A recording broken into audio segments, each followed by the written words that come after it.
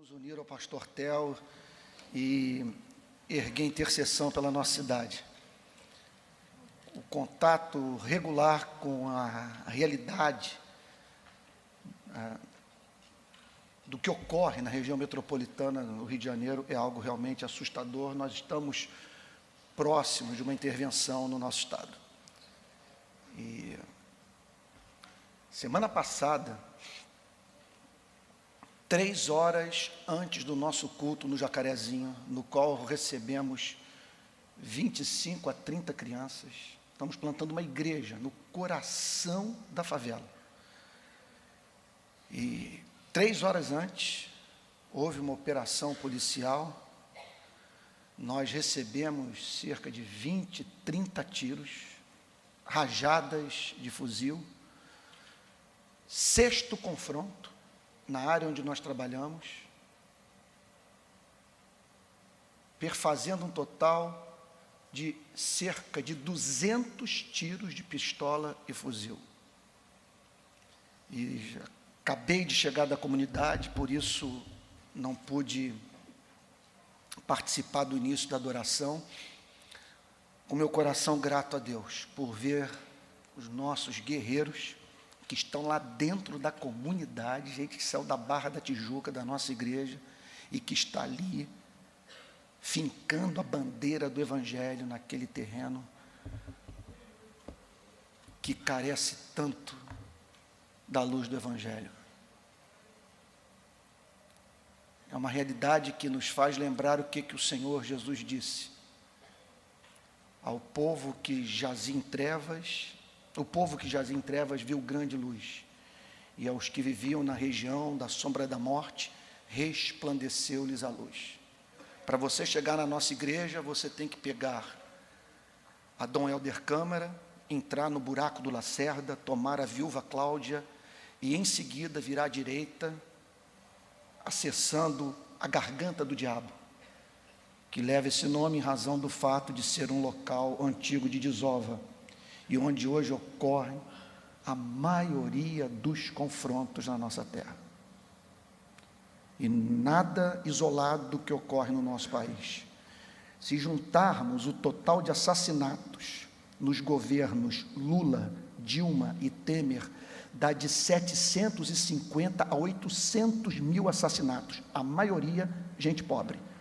Impressionante, nesses 3 governos, nós não vimos um plano nacional de segurança pública ser apresentado, uma meta de redução de homicídio, a ponto de serem implementadas, visando o estancamento desse fluxo de sangue. Mas não vim aqui falar sobre isso, aproveito só para pedir oração, porque nós não vamos arredar o pé. Eu não posso dizer que carrego no corpo as marcas de Cristo, mas os 2 púlpitos da nossa igreja no Jacarezinho carregam as marcas de Cristo. Os 2 foram alvejados. E graças a Deus pelo livramento, por Deus estar nos guardando ali naquela comunidade. Irmãos, minha intenção hoje é fazer uma exposição o Evangelho de João, capítulo 25. Nós vamos ler do verso 25 até o versículo 29. João, capítulo 5, do verso 25 até o verso 29.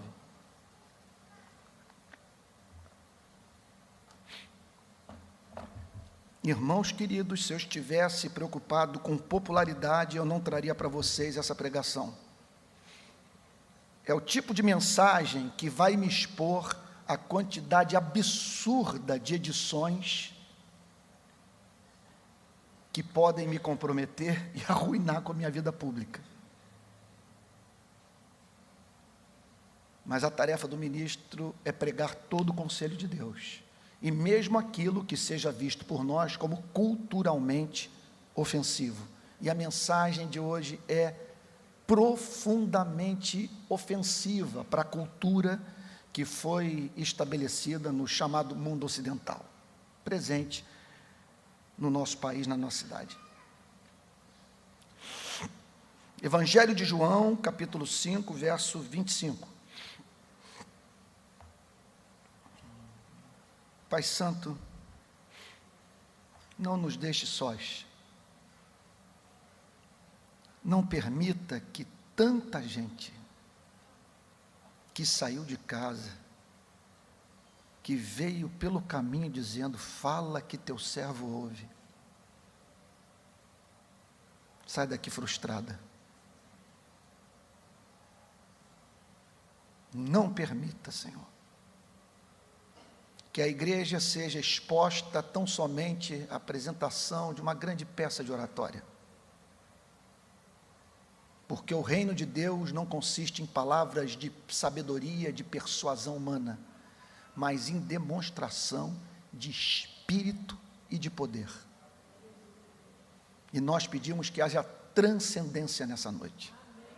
Presença perceptível do Espírito Santo. Que ouçamos tua voz, em nome de Jesus, Senhor. Amém.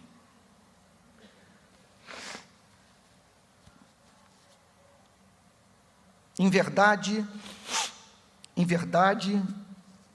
vos digo, aquilo que eu passo a lhes falar é solene, é grave, é sério, é de fundamental importância para a vida de vocês. Corresponde à realidade dos fatos, é revelação, é interpretação fiel da história, é teologia comunicada pelo Espírito Santo, não é construção social da realidade, é palavra de Deus. Em verdade vos digo, que vocês ouçam com santo temor o que passo a lhes dizer, pois tratarei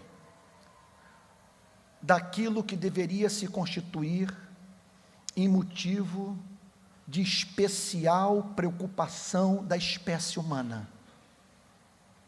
Em verdade vos digo, que vem a hora e já chegou.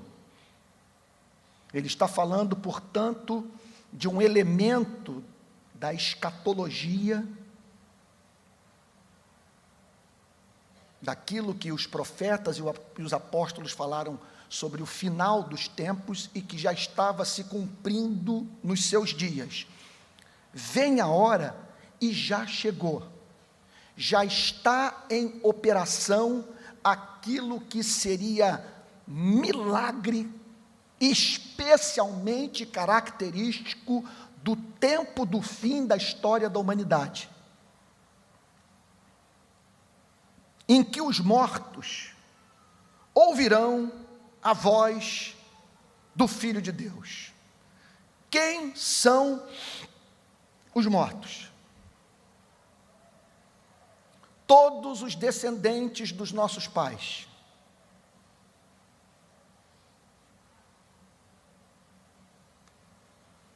Todos aqueles que fazem parte da nossa espécie, sem exceção, porque todos pecaram e destituídos estão da glória de Deus. Qual é o sentido dessa morte? O texto não está dizendo que essas pessoas não possam fazer ciência, que estejam impossibilitadas de contribuir para o desenvolvimento do pensamento político, em elaborar teorias econômicas. O texto não está dizendo que essas pessoas estejam desprovidas de senso estético, que não possam colaborar para o embelezamento da vida. Sobre que espécie de morte o Senhor Jesus está falando? Em verdade vos digo, que os mortos ouvirão a voz do Filho de Deus. O que significa essa morte?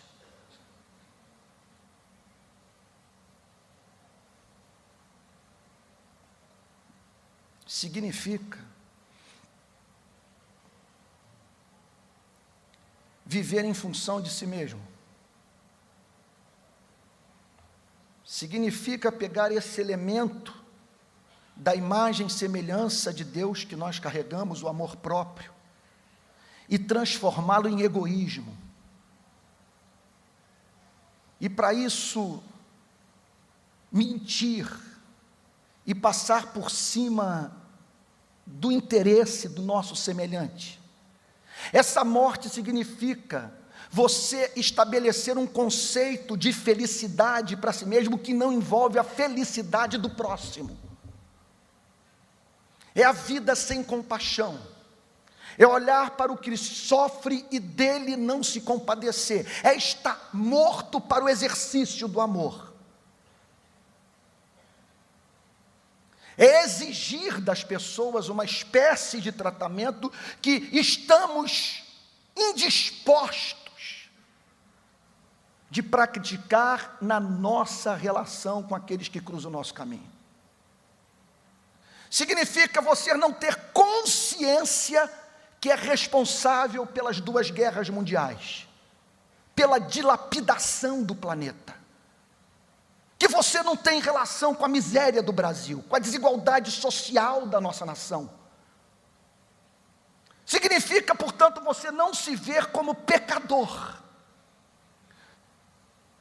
Pessoas próximas a você o consideram como tal. Contudo, por algum motivo, você é levado a ser justo aos seus próprios olhos. Vendo, portanto, a sua entrada no reino dos céus, sua salvação final, como uma questão de justiça e não de graça. Significa você não entender esse livro. Esse livro está fechado para você. Você consegue, certamente consegue, entender suas narrativas. Você poderia perfeitamente descrever a biografia dos seus personagens centrais, até mesmo se transformar em professor de escola dominical, da aula de teologia. Está morto significa, contudo, você não vê excelência nesse livro. Esse livro não levar às lágrimas, esse livro não comover, esse livro não tocar a corda do seu coração. Está morto significa você não ter consciência que tem um homem interior, que nem só de pão viverá o homem, mas de toda palavra que procede da boca de Deus. É você gastar mais tempo com seus músculos do que com sua vida intelectual, do que com a nutrição da sua comunhão com Deus, mediante o contato com esse livro. Significa você gastar mais tempo em shopping center, com vitrine, contemplando bolsa, terno, sapato, sem passar pelas livrarias da cidade, dedicar a mesma quantidade de tempo ao cultivo da sua alma, daquilo que você tem de imortal, da parte mais nobre do seu ser, seu intelecto, que de modo especial faz parte da imagem e semelhança de Deus que você carrega. Significa você não ver excelência em Jesus Cristo. Da sua intercessão no Getsêmani, não levar também ao quebrantamento de coração, de saber que com lágrimas e gotas de sangue, Ele intercedeu pela sua salvação, enquanto que você mesmo ignora o destino eterno da sua alma. Estar morto significa crer como os demônios creem, saber que Deus existe, que este mundo foi criado por um ser autoexistente, soberano, todo-poderoso, e contudo não o amar. De você poder filosofar sobre ele, mas não conseguir redigir um salmo, de não entender a linguagem do culto, da adoração, de você não entender o sentido de adorá-lo na beleza da sua santidade, de uma exposição sobre o sacrifício de Cristo, sua morte substitutiva, vicária, levando os seus pecados no madeiro. Não levar a cair de joelhos e dizer: Senhor meu e Deus meu. Esse é o veredito das Sagradas Escrituras, e quanto a isso, Não há o que nós possamos fazer em termos de políticas públicas para o campo da educação capaz de propiciar um milagre como esse. Fazer com que mortos ganhem vida. Boas escolas podem torná-lo um bom cidadão. O que boas escolas não conseguem é levá-lo a se tornar um bom cidadão para a glória de Deus. Estar morto significa você pecar quando pratica o bem. Em razão do fato de praticar o bem, sem aquela motivação que qualifica a boa obra e que faz com que ela seja considerada como tal aos olhos de Deus. Porque o que qualifica a obra e que faz com que ela seja vista como boa aos olhos do Criador é a prática do bem para a glória de Deus. O que levou o escritor de Hebreus a dizer no capítulo 11, verso 6, porque sem fé é impossível o homem agradar a Deus. Impossível. Porquanto importa que aquele que se aproxima de Deus creia que Ele existe e que é bom e que se torna galardoador daqueles que o buscam.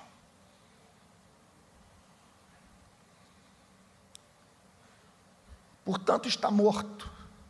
É você não ter noção do fato de que a humanidade caminha por um julgamento final. Que um dia você terá que prestar contas das suas ações diante de Deus. De você julgar que pode impressionar a divindade através das façanhas morais que realiza.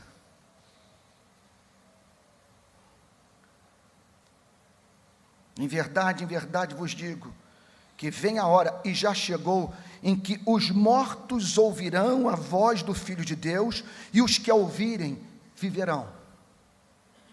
O que o texto está dizendo é que com a vinda de Jesus Cristo, foi inaugurada uma nova fase da relação de Deus com a humanidade. A palavra de Deus se espalharia, não ficaria mais confinada apenas a Israel. A palavra que Cristo pregou, que foi reproduzida pelos seus apóstolos e hoje é proclamada pelos seus ministros, se espalharia pelo planeta, dando vida aos que estão mortos. Então, veja só, quanto a isso, não sejamos ingênuos, não há nada que o Estado possa fazer, exceto alfabetizar as pessoas, ajudá-las a interpretar texto, que os ajudaria a compreensão da Bíblia. Sendo que eu acabei de chegar do Jacarezinho, tem um rapaz que passou 5 anos em Bangu, está congregando conosco, perguntei para ele essa semana no almoço, você tem lido a Bíblia? Ele falou, não consigo, não sei ler, não consigo juntar as palavras, contudo com a vida totalmente transformada pelo poder de Deus, uma conversão espetacular, e hoje congregando conosco. Só que aqui nós estamos falando de novo nascimento. Aqui nós estamos falando da doutrina da regeneração. Aqui nós estamos falando de uma pessoa que se encontra em estado de absoluta indisposição. Ela está morta, não é que ela esteja dormindo. Não é um sono. Aliás, essa passagem é ponto de partida para a compreensão da essência do calvinismo.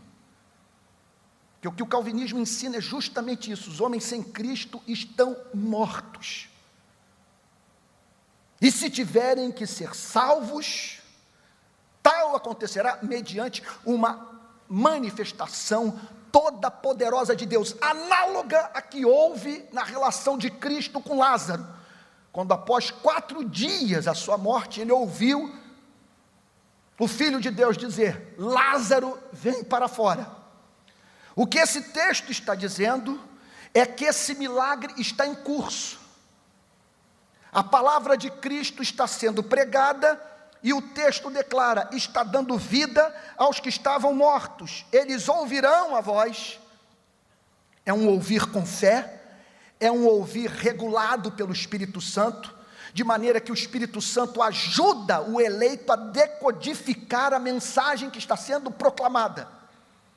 Essa pessoa está morta, ela não tem interesse pelas Sagradas Escrituras, ela vê Deus como um apêndice de sua vida, a oração não é o seu prazer,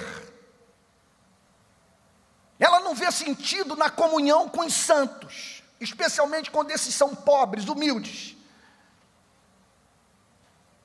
Ela precisa de vida. E o texto diz que o método é a pregação da palavra de Deus. Eles ouvirão a voz do Filho de Deus. É mais do que ouvir a Bíblia. É ouvir a voz do Filho de Deus, que é chamada na Bíblia de Evangelho. O Evangelho não é moralidade. É Jesus Cristo espancado, torturado, posto no madeiro, morto, ressuscitado, a fim de fazer expiação pelos homens. É esta mensagem sobre a qual Cristo está falando, que dá vida aos que estão mortos. Não é sair pelas ruas fazendo campanha contra o alcoolismo, contra o uso de drogas, contra o homossexualismo, porque a humanidade não precisa ser orientada quanto àquilo que ela deve fazer. A humanidade precisa de poder para fazer a vontade de Deus, porque nós estamos mortos, e só o Evangelho capacita o paralítico a andar. Só o Evangelho permite ao homem moralmente morto ouvir a voz do Salvador: levanta, toma o teu leito e anda. Ouvirão a voz do Filho de Deus, e os que a ouvirem, os que perceberem excelência nessa voz, os que acolherem essa voz como palavra de Deus, essa sim é a palavra que não volta vazia, é a palavra que vem acompanhada da eficácia do Espírito Santo, e que dá vida aos que estão mortos. Eles ouvirão a voz do Filho de Deus, ouvirão o Evangelho, e os que a ouvirem viverão. Não há mínima dúvida que esta passagem está falando sobre a preciosa doutrina da regeneração. E num momento como esse, num país de tantas conversões espúrias, nós precisamos parar para pensar sobre essa doutrina. Aqueles que estão mortos ouvirão a pregação do Evangelho e viverão. O que significa viver? É a vida de Deus na alma. É a compreensão de que a vida é dura, curta e incerta.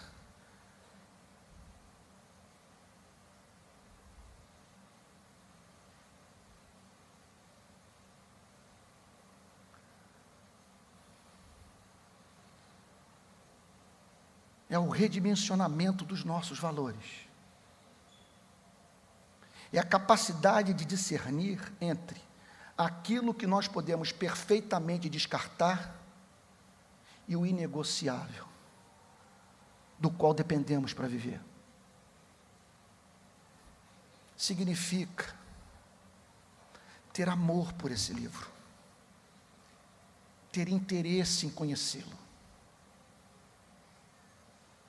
Significa amar estar na companhia dos irmãos. Significa amar a Deus com todo o coração, com toda a força, com toda a alma, com todo o entendimento. E amar ao próximo com o amor que temos pela nossa vida. O que significa, portanto, amar a Deus e amar a tudo que Deus ama. E Deus ama os homens. E os que ouvirem a sua palavra viverão. Significa arrependimento e fé. Significa você provar da humilhação evangélica sem a qual não há salvação. Experimentar convicção de pecado, e essa convicção de pecado o mover a depender de Cristo e de Cristo somente para a sua redenção. Ter essa vida significa aprender com o Evangelho a deixar de se relacionar com Deus, a fim de começar a se relacionar com o Pai. Essa vida significa você finalmente ser habilitado a conceber um Deus amoroso, doce, misericordioso, gentil, digno de ser amado. É ver excelência no Filho, ver excelência no Pai, ver excelência no Espírito Santo, ver excelência no plano de salvação. É sentir a doçura do mel. Não é apenas a apreensão intelectual da verdade. Não é apenas compreensão do conteúdo da doutrina. É aquilo que John Wesley um dia chamou de coração estranhamente aquecido.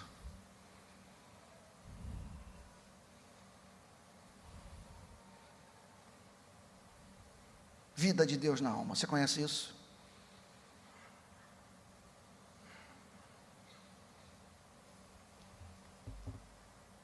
Experiência vivida pelo irmão Paulo Capelletti, que abriu mão de tudo para cuidar dos pobres da periferia de São Paulo,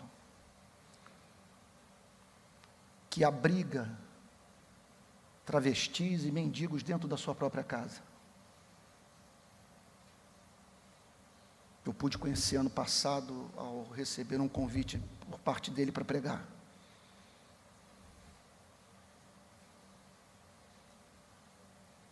Aprove a Deus não poupá-lo da maior tribulação que uma pessoa pode conceber em sua vida. Um filho seu estava soltando pipa num prédio em São Paulo, se distraiu, caiu, vindo a morrer. Um amigo meu participou da cerimônia fúnebre e conta que viu o Paulo Capelletti se colocar de pé e orar nos seguintes termos: Senhor, Tu me pedistes o meu emprego, eu dei a Ti o meu emprego. Tu me pedistes o meu dinheiro, eu dei a Ti o meu dinheiro. Tu me pedistes o meu tempo, eu consagrei a Ti o meu tempo. Tu me pedistes a vida, eu doei a Ti a minha vida.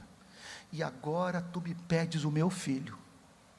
E eu quero te dizer que eu estou pronto para Te dar tudo quanto Tu pedires de mim. Isso aí, eles vão ouvir a voz do Messias, e os que estão mortos terão a vida de Deus na alma. Serão habilitados, portanto, a dizer: não olho as circunstâncias. Ainda que a providência divina se me configure como cruel,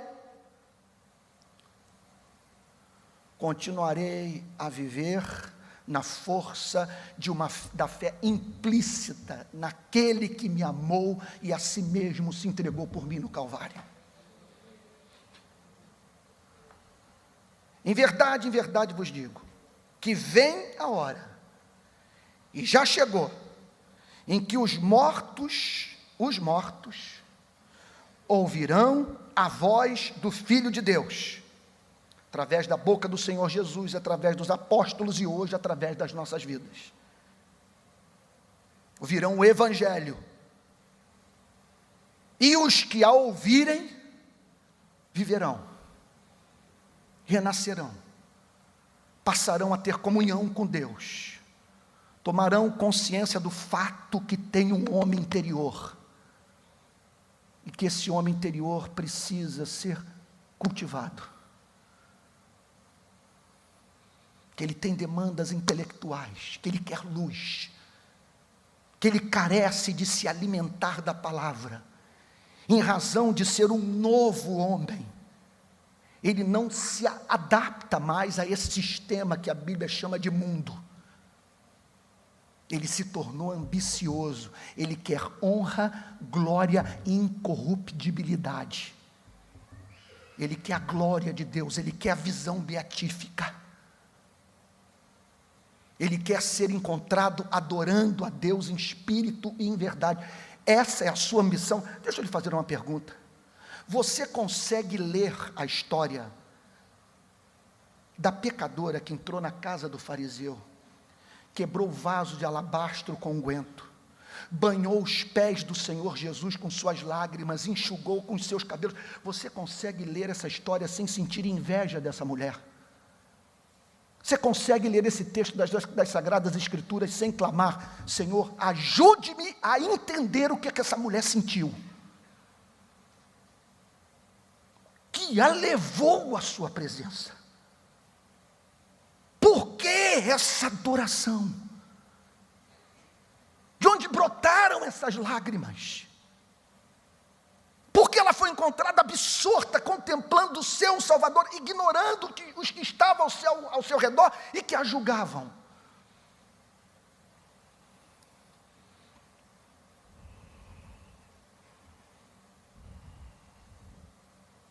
Verso 26. Porque assim, como o Pai tem vida em si mesmo. O que significa dizer que o Pai tem vida em si mesmo? Ele não deriva a sua vida de um outro, tal como nós. Houve um período que nós éramos possibilidade na mente do Criador, e o Criador decretou criar você e a mim. Derivamos a nossa vida da vida daquele que, pelo poder da sua palavra, gerou o cosmos e nos criou. Agora, o Pai, ele é autoexistente.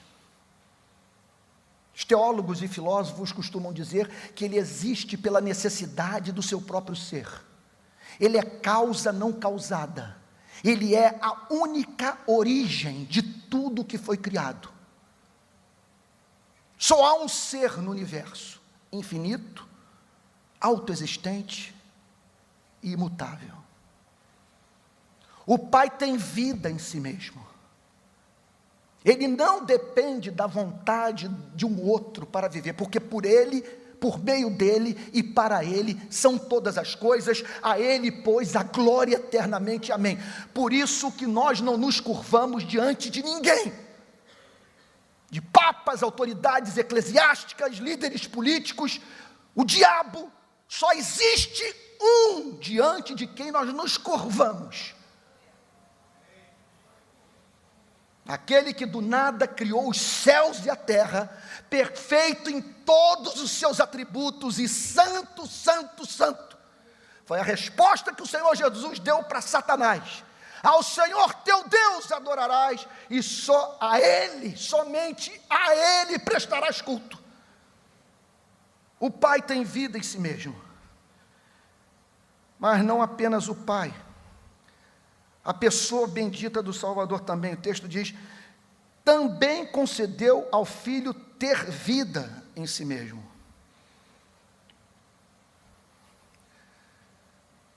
Ele é chamado de Pai porque eternamente tem um Filho, eternamente gerado,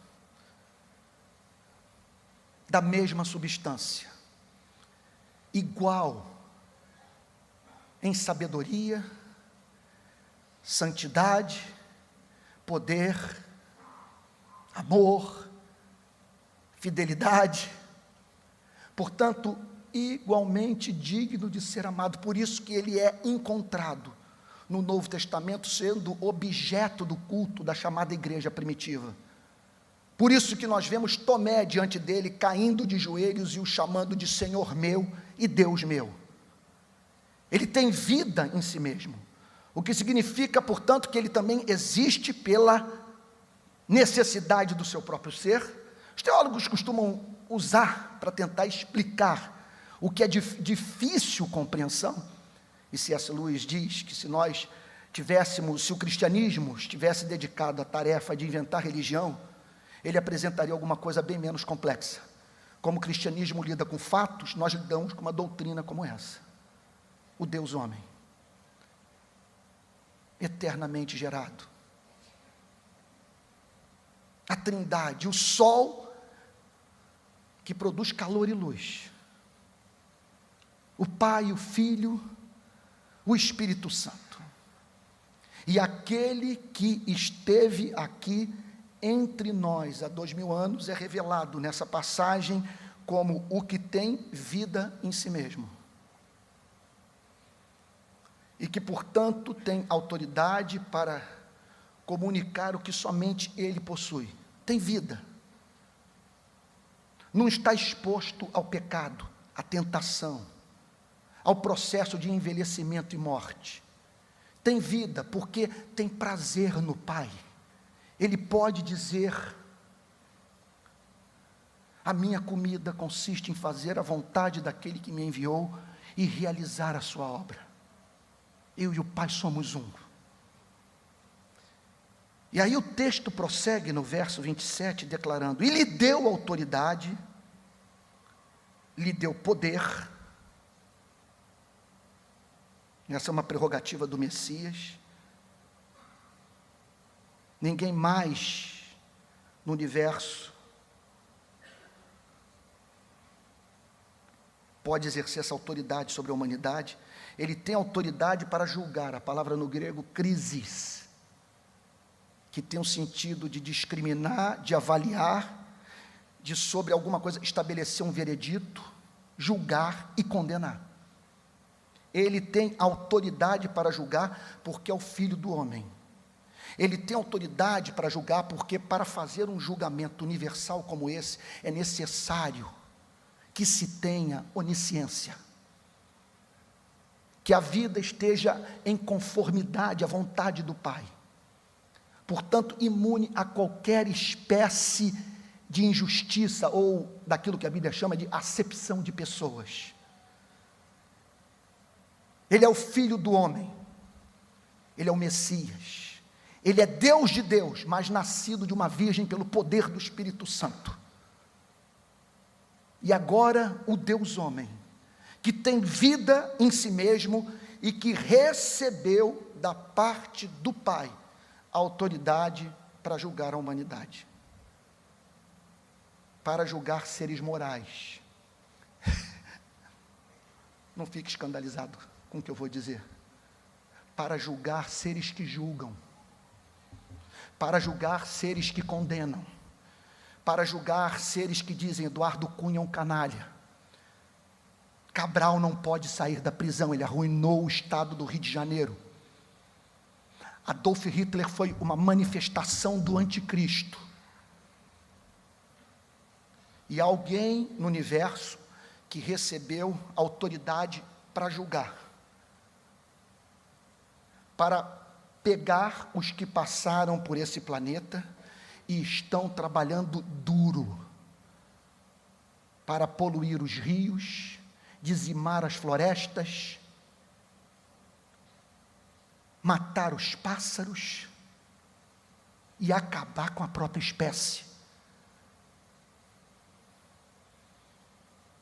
Daqueles que criam guerras, que concebem um planeta no qual você tem 1 bilhão de pessoas que dispõem de aproximadamente de $1 para viver diariamente, e um outro bilhão que come para trabalhar e trabalha para comer, que vive em estado de absoluta vulnerabilidade, exclusão social. Um mundo farto onde pessoas morrem de fome. Aí eu pergunto a você: eu vou subir ao púlpito de uma igreja pedindo perdão por chamar os seres humanos de pecadores e dizer que a nossa espécie precisa se arrepender e que por onde passamos nós causamos destruição e miséria, que não há estudo mais aborrecido que mais nos angustie e nos deprima do que o estudo sobre história geral? Que não houve nação que tenha conseguido ser edificada sem a exploração do pobre.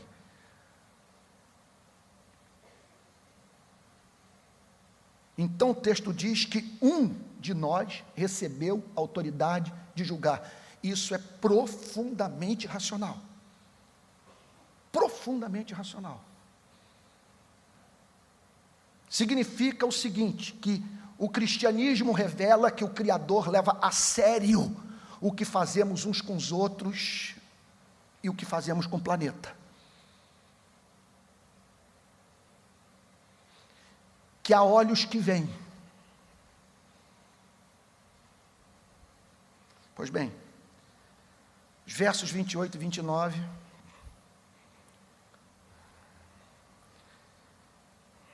são dificílimos de ser digeridos, e com eles eu termino minha pregação nessa noite, pelos chamados pensadores pós-modernos. A modernidade assim surgiu contra isso. Não vos maravilheis disto. Não fiquem em estado de perplexidade, de tamanho embasbacamento, a ponto de não conseguirem crer na verdade. Que vocês não permitam que o que é excelso, maravilhoso, que se lhes configura como inusitado, os impeça de crer na verdade.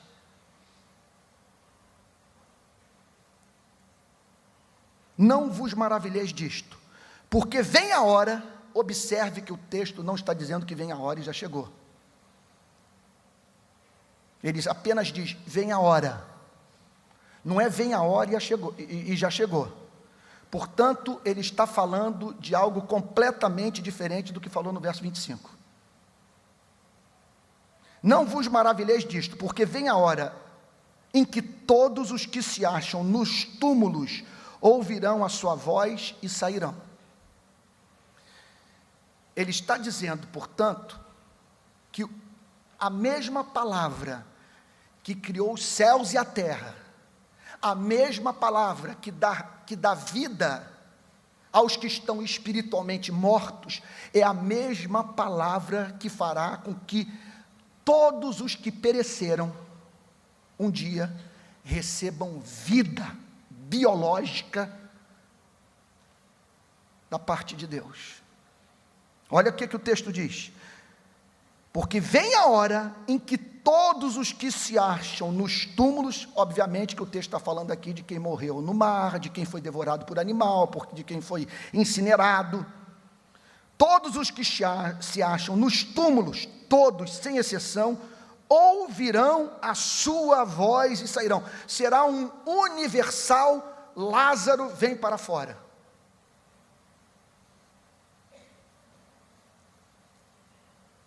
Último versículo da noite. Se você passar pelo teste do verso 29 e permanecer cristão, é que de fato você nasceu de novo.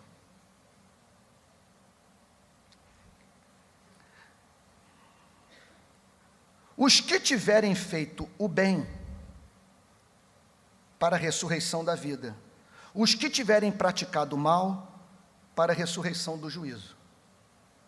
Gostaria de abrir um parênteses aqui para dizer o seguinte: essa é uma palavra que desfere um golpe mortal naquela doutrina do arrebatamento da igreja, que haveria um intervalo entre o arrebatamento dos crentes e o juízo final.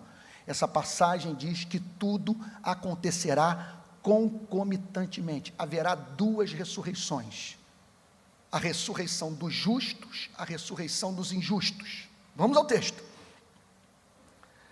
Os que tiverem feito o bem, então a terra terá que devolver os que nasceram de novo, os que receberam vida espiritual, os que passaram por esse planeta e deixaram rastro de salvação, os que cobriram os nus, alimentaram os famintos, visitaram os encarcerados, levaram o evangelho para os perdidos. Os que, quando voltavam para casa, os filhos iam à porta recebê-los, porque o seu retorno por lá representava o retorno de um anjo.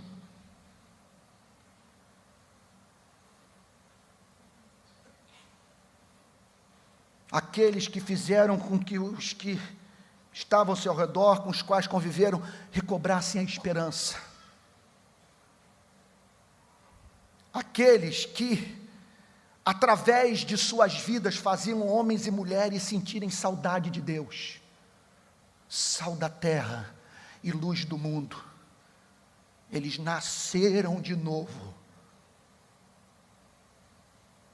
e do pó retornarão à vida, para assumirem um corpo incorruptível, porque o nosso Deus é o Deus de Abraão, de Isaque e de Jacó. Não é Deus de mortos, é Deus de vivos, e Ele tem uma história com você, Ele tem uma história comigo, Ele tem uma revelação do seu amor a fazer ao cosmos, que só pode ser feita através da singularidade da sua vida, da minha vida. Jamais Ele nos perderá, nem morte, nem vida, nem coisas do presente, nem do porvir, nem poderes, nem altura, nem profundidade, nem nenhuma outra criatura poderá nos separar do amor ardente de Deus que está em Cristo Jesus, o nosso Senhor. A morte não tem a última palavra, porque Ele nos amou, se afeiçoou por nós, fixou os seus afetos em nossas vidas, e nós seremos devolvidos à existência, e os nossos espíritos, em glória, junto com os anjos, arcanjos e querubins, se unirão novamente a corpos perfeitamente habilitados para a recepção de espíritos tornados santos, a fim de que o homem integral possa viver num lugar chamado céu.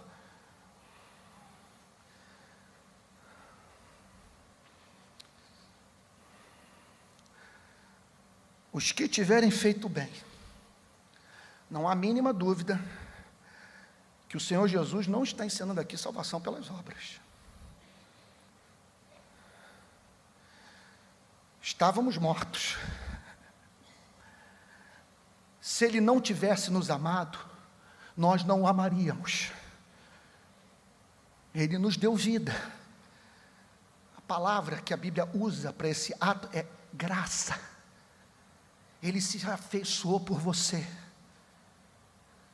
Ele decretou salvá-lo, abrir os seus olhos, lhe dar entendimento.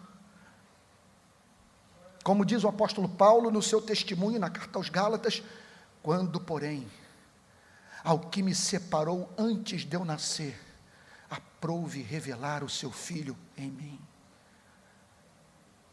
Faz parte dessa vida o reconhecimento dos seus pecados, faz parte dessa vida comer a carne de Cristo, beber o sangue do Messias, se apropriar dessa redenção, receber a salvação pela graça mediante a fé. Agora, acontece que a mesma graça que nos habilita a nos arrependermos e crermos, é a mesma graça que garante a manifestação das demais graças, daquilo que a Bíblia chama de o fruto do Espírito, o fruto do Espírito Santo. Por isso essa pessoa é encontrada praticando o bem. O que é praticar o bem? Praticar o bem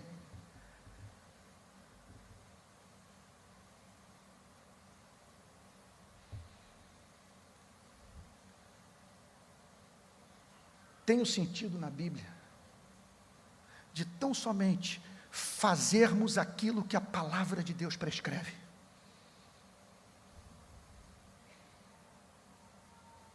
Tenho dito isso à exaustão. O que é o oposto de praticarmos o que é bizarro,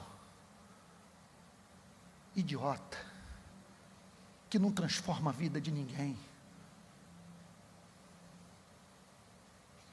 que não glorifica a Deus, que não faz o próximo ter os seus fardos aliviados, e tão somente com o propósito de, através da inviabilização da nossa própria vida, impressionar a divindade.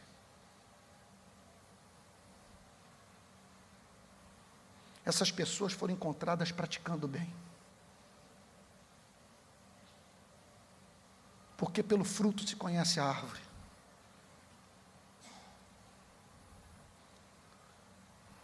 Porque nós somos justificados pela graça de Deus mediante a fé somente, mas não mediante uma fé que está só, porque a fé sem obras é morta, e a principal obra da fé chama-se amor. Quem ganhou vida, ama. Quem ganhou vida se perturba com a fome, com a miséria, com a desigualdade, com a falta de oportunidade de vida para todos. Quem ganhou vida, lida com o próximo, com o mesmo zelo que o povo hebreu lidava com a arca da aliança. Quem ganhou vida, não permite ser tornado instrumento de Satanás para esmagar a cana quebrada e apagar a torcida que fumega. Os que tiverem feito bem, eu tenho que me recompor, porque como é que eu vou tratar de uma declaração como essa, gente, sem me emocionar? Não é fazer drama, mas olha o que vem o que vem em seguida. Os que tiverem feito bem, os que se arrependeram, que creram, que foram tornados habitação do Espírito Santo, os que viveram conscientemente para a glória de Deus, os que fizeram o que fizeram porque amavam,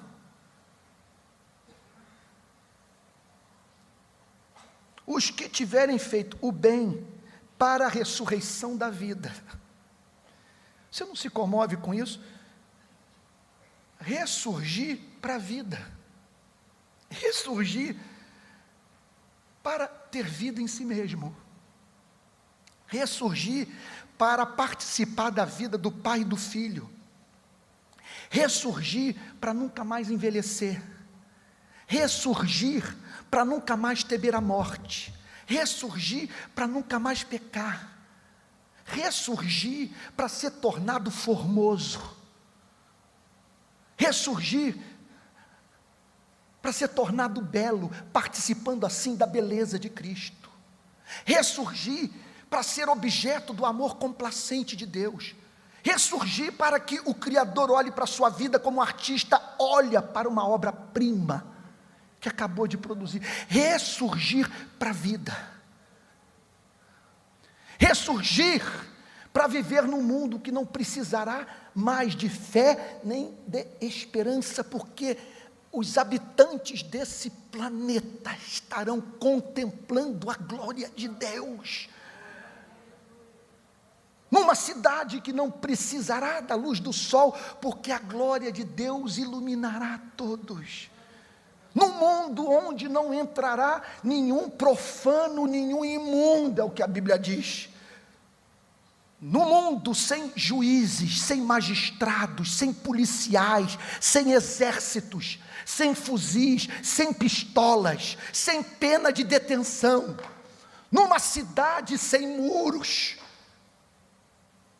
sem a exploração do homem pelo homem, na qual todos se veem como irmãos, e que tem a felicidade do próximo como condição para a sua própria felicidade, por se ver como membro de um mesmo corpo. Os que tiverem feito o bem para a ressurreição da vida. E agora,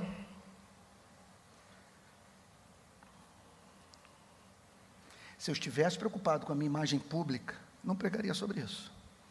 Essa pregação pode ser editada. Pegaram esses dias um sermão meu na Betânia e editaram. Se espalhou pelas redes sociais. Graças a Deus, foi uma edição positiva. Mas o que eu vou falar agora, se for tirado do seu contexto, é coisa de me expor à execração pública. Mas eu fui chamado para pregar todo o conselho de Deus. Eu temo a Deus. E olha o que esse texto diz na sua parte B, última frase da noite. E os que tiverem praticado o mal. O que é praticar o mal? É ser casto, é ser justo, é visitar os que estão presos, é alimentar os famintos, para comprar a redenção, para impressionar a divindade, para ter um bom nome. É praticar o que é considerado bem, sem a motivação reta do coração. O que é praticar o mal?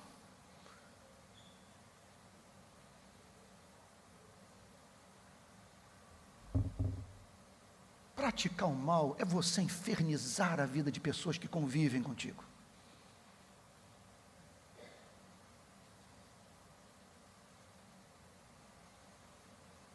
Praticar o mal é uma pessoa passar um fim de semana com você e perder o interesse pela oração, pela Bíblia, pela evangelização do mundo.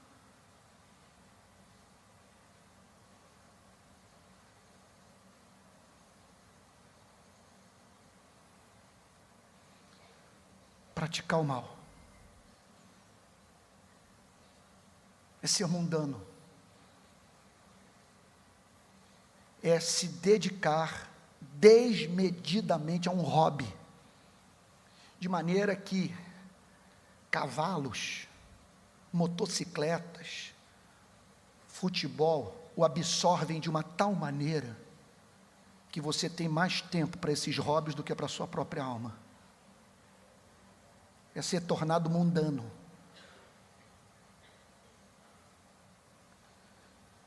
E os que tiverem praticado o mal para a ressurreição do juízo.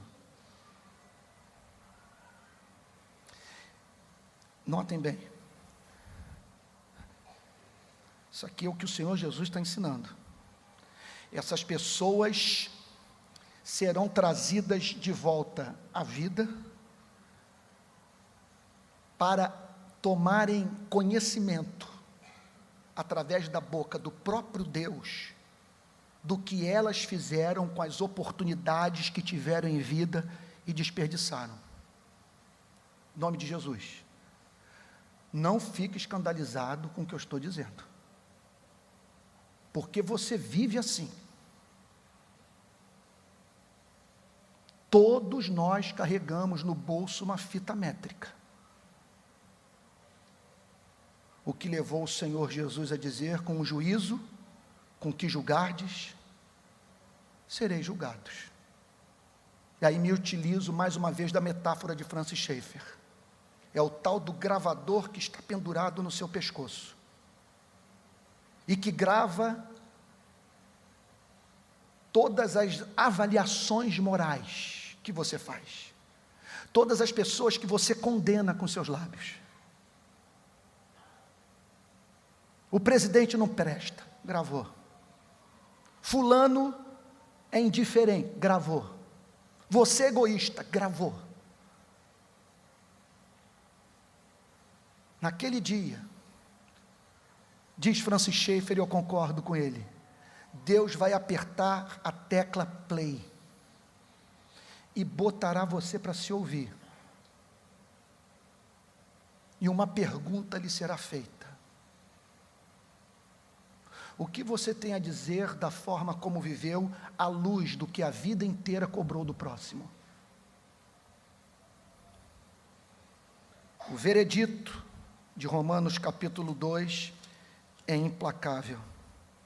Portanto, és indesculpável, ó homem, quando julgas, quem quer que sejas, porque no que julgas a outro, a ti mesmo te condenas, pois praticas as próprias coisas que condenas.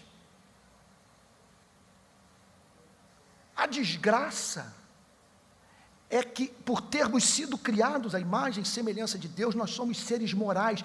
A noção de certo e de errado nos acompanha. É inextinguível o desejo do nosso coração de que aquele que pratica a maldade seja punido. O que você sente quando vê um filme sobre a Segunda Guerra Mundial e que mostra as tropas soviéticas, inglesas, americanas entrando em solo alemão? O que você tem a dizer sobre Nuremberg? O que você tem a dizer sobre Saddam Hussein? E o grande problema é esse: por sermos seres morais, temos um anelo pela justiça. Por sermos seres morais, nós julgamos uns aos outros, e cada julgamento que emitimos representa um elemento desse Código Penal, imposto por nós mesmos a nós, e que servirá como escrutínio, como para o exame da nossa própria vida. E o que a Bíblia diz é que todos morrerão de vergonha, porque não praticamos aquilo que condenamos na vida do próximo. Irmãos queridos, o que esse texto nos ensina? Essa passagem nos ensina que a mensagem de Jesus é muito explícita, muito clara, muito objetiva. À luz desse texto, Jesus veio ao mundo para nos livrar da ira vindoura. Jesus veio ao mundo para antecipar o julgamento, para antes da chegada daquele dia você procurar o justo juiz do universo, a fim de que naquele dia você não tenha que encarar um juiz, mas o cordeiro, não tenha que encarar o leão, mas aquele que veio para redimi-lo dos seus pecados, a fim de que você não ouça palavra de condenação, mas da boca do próprio Deus, ouça as palavras de acolhida daquele que haverá de dizer para todos os justos: fostes fiel no pouco, sobre o muito te colocarei, entra no gozo do seu Senhor.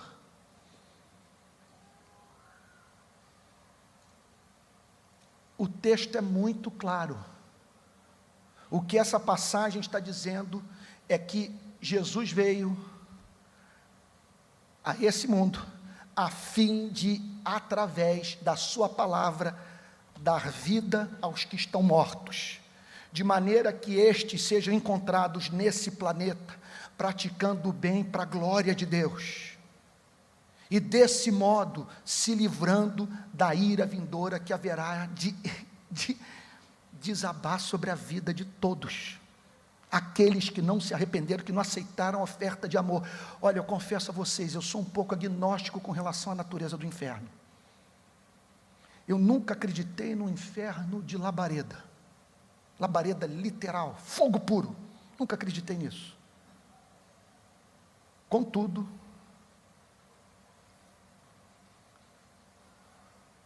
nem por isso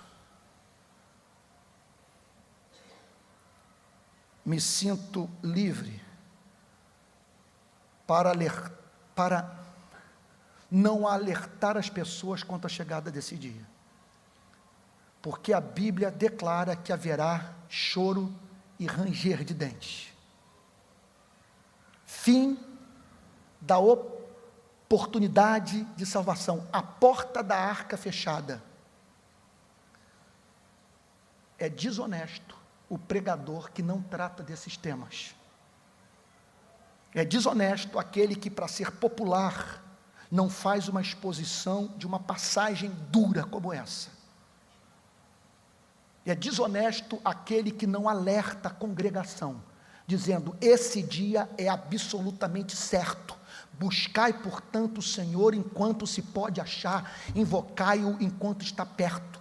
Busque-o, arrependa-se do seu pecado, peça a Ele vida, peça a Ele alma, peça a Ele novo nascimento, clame para que Ele abra os olhos do seu coração, do seu entendimento, peça a Ele graça para sentir a doçura do mel, e peça a Ele, portanto, evidência de que você a Ele pertence, de maneira que você não tema a morte nem a ira vindoura.